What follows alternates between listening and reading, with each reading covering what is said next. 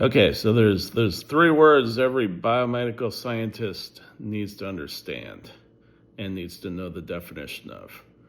And so these three words, the first one is in vivo. And so this comes from Latin. Of course, most of these come from Latin or they're derived from Latin words. In vivo means in the living organism.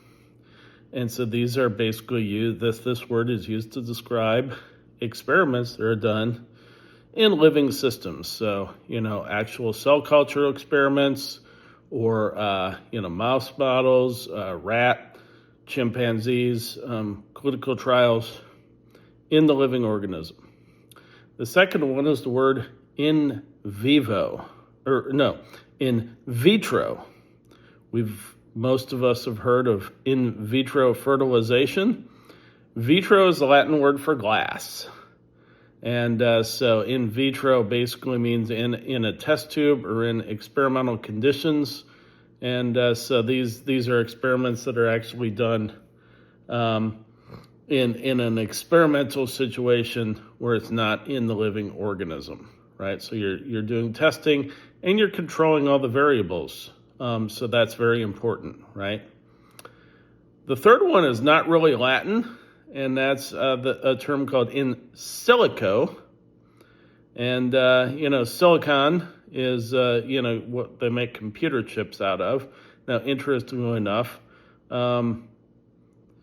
glass, which, vitro is the Latin word for glass, well, that's silicon dioxide. In silico is just silicon. They're both kind of related, but in silico basically means computer studies. So if you're doing a computer modeling experiment, you're doing in silico experiments there. And so there's kind of a difference there. The Latins didn't, the Romans didn't really have a word for silicon.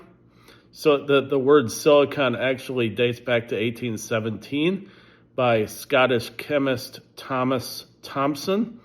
And so he derived that word from Latin, which was, the word silex, which was basically a word for flint. But the Romans didn't really know what silicon was. They obviously didn't know what computers were either. So the word silicon came much, much later, right?